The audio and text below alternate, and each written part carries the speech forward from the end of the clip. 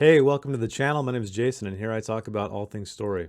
And the story I'm talking about today is actually a collection of stories, or more specifically, a collection of essays titled The Creative Gene by Hideo Kojima. If you do not know who Hideo Kojima is, well, he's one of the biggest game designers working in the industry today.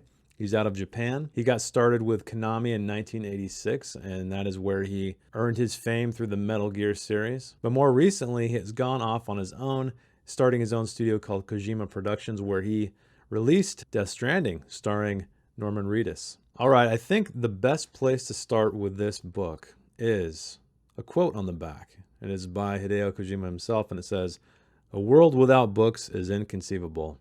Indeed. So, what this book is a collection of essays, as I said. They've been published other places previously, but now they're all collected here, so it's much easier to consume. And there is some new content in here that was not published previously. But speaking of that quote, Kojima has a interesting habit. What he does every day, or as many days as he possibly can, he travels to a bookstore, different ones if he can, and he peruses the shelves. And when he finds something that catches his eye, picks it up, flips through it, reads a little bit, and if it still captures his attention, he purchases it, takes it home, and reads it. So this may not be quite what you would expect coming out of a game designer. You think maybe they would spend most of their time playing other people's games just to be inspired by the medium that they create in. But not Kojima. He gets a lot of his inspiration from books. But it's more than that. He says that it's his ability to select the quote-unquote winners, compelling novels, things that will stand the test of time, that has led him to create the iconic games he has created. So all the essays in here are mostly dedicated to books, but there's another quote from Kojima, you can see it on his Instagram,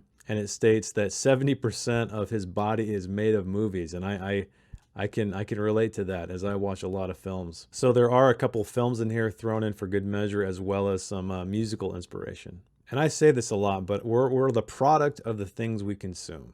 All these books behind me that I've read, all the books that I have yet to read, all of the artwork up here and around my house, even the shirt I'm wearing with Frank Frazetta's name on it, they've all inspired me and driven me in a certain way. And that's really what this book is trying to communicate. That's what Hideo Kojima is trying to communicate, is that we're a product of these, what he calls memes. And I know what you're thinking.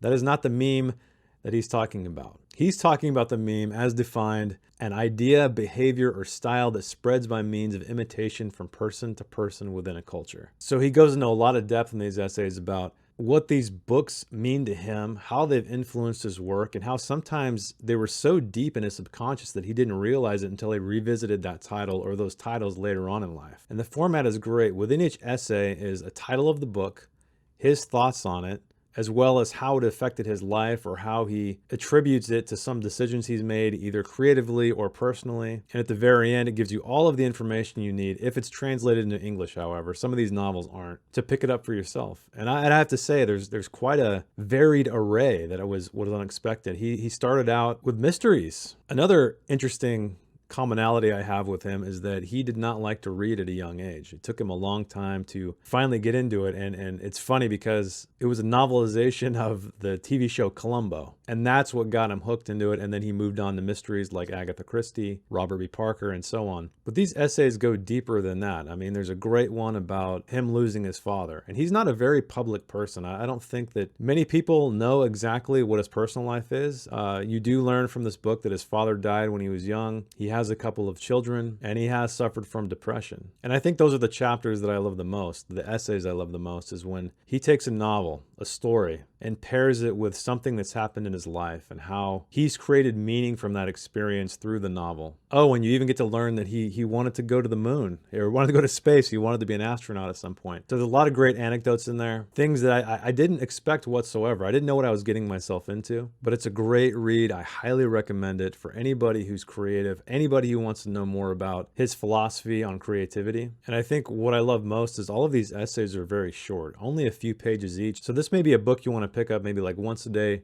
read the essay, put it down, come back to it tomorrow, rather than reading it all the way through quickly. Or you may be different than me and want to tear through the entire thing in one sitting, because it isn't very long, and you probably could read it in one sitting if you wanted to. So I think the important thing to take away from this book is that don't isolate yourself. I know a lot of writers, I know a lot of musicians and artists who think that if they are exposing themselves to things that are similar to what they're doing, either musical genres, novels, or artwork, that their stuff's going to feel derivative, like they're going to be copying. But that is really what we are. And so I don't think you need to fight it. We are the product of what we have consumed. And what makes it unique to you or me is our take on it, how we put those things together, which memes we have been exposed to, and then stir up into our own concoctions. So if you're somebody out there and you have posters of your own work, or you have all of your own books around you, take them down, put them away, put them at the lower shelf at least, and surround yourself with people to inspire you. Because that is what's going to truly make your work shine, not locking yourself away, absorbed in your own work. So I highly, highly recommend this book.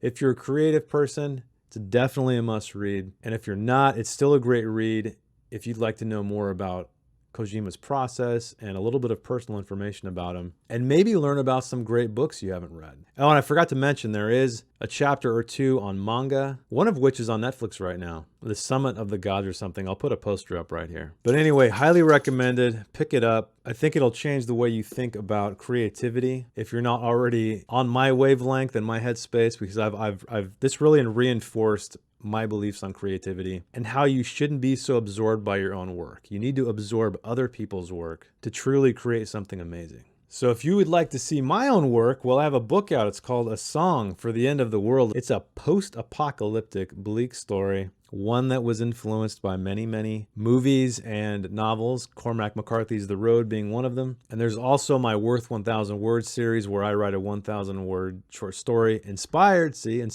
by a piece of artwork every week. And thanks again for watching, and I will see you in the next one. Bye.